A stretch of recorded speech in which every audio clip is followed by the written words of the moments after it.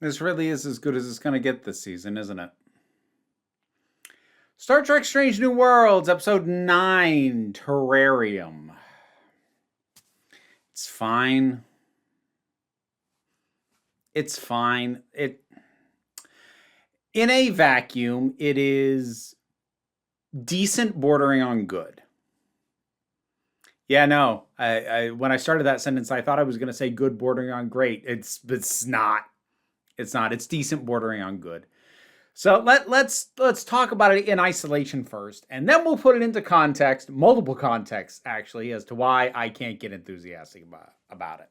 So, in isolation, this is a solid sort of plot to do. Isolate a character, put them in a situation where we are going to theoretically get to know them better, or at the very least, see them pushed further than we've seen them pushed in the past. Have the opportunity to flesh out possibly an antagonistic force. Yeah, no, that is a totally workable scenario. I think Ortegas was a solid pick for this. She hasn't really gotten much to do this season. I won't lie. It has honestly felt more like she was talked about than allowed to do much. So this gives her something to chew on a bit. The writing lets her down a bit. Not the writing in the terms of the scenario or the plot progression, just the writing for her lines. Look, I say this as someone who actually legitimately likes it when characters talk to themselves. I talk to myself, so I can relate. That having been said, wow. The lines where she was talking to herself were so clunky. They were just such exposition lines. Like it is difficult at the best of times to make exposition lines flow smoothly into dialogue between multiple people. When you're trying to do it with a character who is completely by themselves, yeah, it's even harder. But there was also a bunch of times where she was saying flat out what she was doing or what she wanted to do that just didn't need to be said. Trust your audience. Like, some things you can just kind of show us and we'll get. You don't have to have her say everything, especially not when it's going to come across as this freaking flat. So, that doesn't help. The Gorn, well puppeted. I like that it's as much practical as it is. So was down for that, dug that. The development of that connection worked well enough. I like that they got limited communication that was basically just the Gorn, understanding her, but only being able to respond with not even yes or no, but agree or disagree. I don't know, just that little shift, and not just having it be yes or no. I don't know. That did a little something. That was honestly one of the few things that kind of goosed the concept a little bit, and it's literally just a language choice difference. So yeah, that's kind of where I'm at.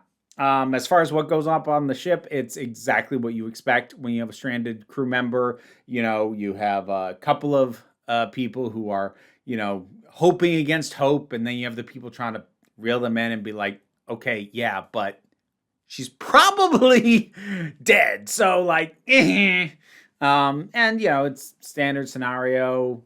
It was a slim chance somehow it works. Although, I do like that they had Ortegas both initiate the distress beacon before she crashed, because so often it's oh, I don't have a distress signal, because they're trying to do it after they've already crashed and all their stuff's bashed up. Granted, she didn't get the coordinates out, but still, there's that. And then literally lighting the atmosphere on fire as an SOS. Okay, yeah, I can work with that. And the stuff with the Gorn immediately getting shot, in and of itself, very predictable. It's exactly what I figured would happen, because it's they can't just have a Gorn on the ship, and this is completely a prequel problem, because there has to be the Gorn encounter for Kirk in the original series, and if they get a Gorn on the ship, that could theoretically help bridge the gap into relations, or at least help the Federation better understand the Gorn as a whole, then Arena makes no sense. So, she was going to have to die. I figured that. And when she didn't die from any of the other stuff that happened, I was like, she's just going to get shot. And, it's fine. That's fine. That's solid. The stuff with, like, the higher being, what was it, Metron? Whatever the hell they said they were. Completely unnecessary. And, like, I was kind of intrigued by, like, what is that light? What is going on? Like, that was an intriguing hook as, like, this sporadic thing that she would spot but could never investigate because there's survival nonsense to deal with. So, like, that's a fine enough thing as, like, a thing to dangle and make me wonder. But the answer was just, what? You're effectively just throwing in a junior league version of Q in the Continuum. You know, putting humans with some other species just to test to see what the reaction is. Ooh, this was very interesting. Like, why is this here? Why is this here? Oh, well, we had to have a reason to justify why the wormhole. Weird stuff can just happen, you know. It's a big universe. Just because, like, the wormhole was really anomalous and felt like that, well, that shouldn't have happened. You could just have it happen. You're allowed to do that. Completely unnecessary explanation for stuff that did not need an explanation. And it's not a good explanation either. I don't know what they were thinking with that. That I didn't like. But for the most part, it is solidly put together as a piece. Honestly, the Gorn herself kind of gets to have the best performance in it, which I guess that's damning with fine praise. But I said we'd bring some context into this, so why don't we do that? First thing, this is a very well-worn story. And it's not that it's just a well-worn template. It's well-worn in science fiction in specific. This is just Enemy Mine, if you are familiar with that 80s movie. But even if you're not, Star Trek itself has done this plot a few times. Granted, this specific series hasn't done this plot, but multiple Star Trek series have done some variants of this plot. Arguably, Arena from the original series, which was also Gorn, is a softball version of this plot. So, like, again, we're coming back to the thing where the best stuff this season is still massively derivative. Like, this season has no ideas of its own. Not a single one. Or at least not a single good one. Maybe if I were to think back on some of the ones that I truly despised, like 4.5 Vulcans, maybe I'd see an original concept in there somewhere, but none of those were good. So they're either just bad or derivative. That's the best we're getting? Really? I know at this point, both fans, and I think even some of the writers, are blaming the writer's strike. Here's the problem, though, and here's why I can only forgive so much on that. A writer's strike should result in rushed scripts. And while there's some that probably could have been polished up into something better with a little bit more time, honestly, this one could. It still would have been derivative, but it could have been polished up a little bit better than this. Fix the dialogue, ditch the Metrons or whatever the hell they were. But other than that, I'm not going to give that much grace on that because there's multiple episodes in this season where the core concept is just bad.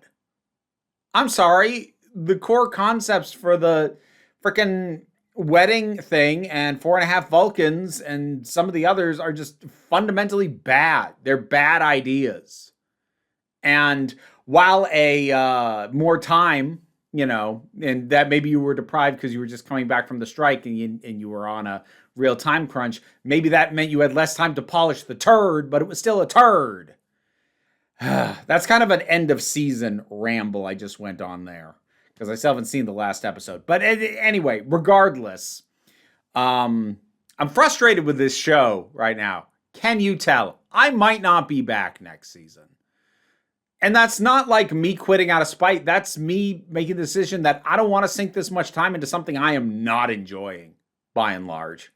Like when the height of my enjoyment is, that's fine, I guess. That's usually a sign that I need to bail. I think I've said the only thing that would make me consider dropping Doctor Who is if I had multiple seasons where there wasn't a single episode that I could point to and go, that one though.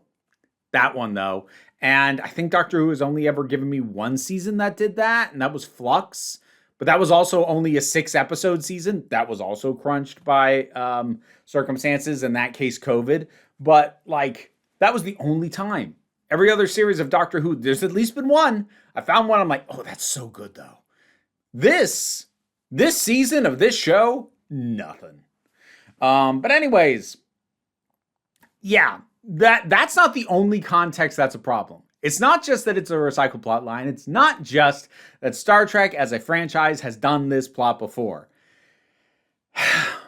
The bigger problem is it doesn't work within the context of even this series itself, just with how the Gorn have been depicted. Here's the way this generally works. With something like Enemy Mine and most other things doing that kind of plot.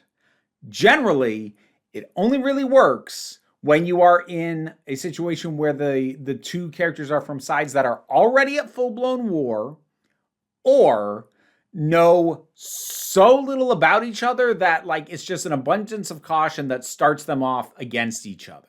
The reasons these things matter is it needs to be a situation in which the story can credibly go, oh, you assumed that this was a monster, but there's actually more to them. And that doesn't work with how the Gorn have been depicted in this show in specific. Hell, earlier reviews of this season, I've complained about the Gorn and the fact that they have already kind of wrecked Arena from the original series because, like, in that one, were the Gorn treated as a threat immediately? Yes. But it was also because the Federation didn't understand that they were invading Gorn space. This one, they have the Gorn not only being more monstrous, more brutal, more vicious, they are expansionist. That was the entire problem they had to solve in the series, in the season premiere, was the fact that they weren't just going to stay in place and protect their own territory. They were going to expand and destroy whatever was in their way. You can't try and do the, oh, maybe they're not actually monsters when you have shown us this much of what they do and how they operate. The best you're going to get is this specific one is not a monster, and that just is a weaker version of most versions of this frickin' story. I know I said it was fine, it was decent. I was going to say it kind of sucks. It doesn't. I'm just frustrated and annoyed with this show. It's fine. But I'm so frustrated that this show can't seem to get better than fine. That is not a high bar. And this show can barely clear it. Star Trek, Strange New Worlds, Episode 9. Like, I don't like being this down on stuff. If you are going to comment, you're just being too negative. I don't even disagree. Why do you think I'm talking about not watching it anymore after this season? This isn't fun for me either, you know. But whatever your thoughts may be, drop them down in the comments. Let's talk about it. Patreon pays the bills and I can't even talk. Enables me to do this as my living, even if you can't even if you can't. Help me out that way. Like, share, subscribe. Those all help as well. Don't worry too much about it, though. I have one episode left to get through this, and I have not heard good things. But we try and take a relaxed attitude around here, so just come on back next time you need a break. And now to thank my highest supporting patrons: Robin Moore, Jared Boyce, Zubin Lufula, Monty Kate 808, Mira G, Angry Casperl, Dave Hall, Movie Turtle, Oliver B, Sean Miller, Welsh Wrestling Geeks, Alyssa Pedersen, Mary Mello, Becky Sparks, Loki Eris, Tracy Scrabbit, Pau Barabajoggle, and Sir Didymus is my favorite, as well as Welsh Wrestling Geeks. So, folks said they wanted the rats back. Here they are. I really should have not worn something that exposed this much skin. Their nails are sharp. Ow. Oh, you guys, get back here.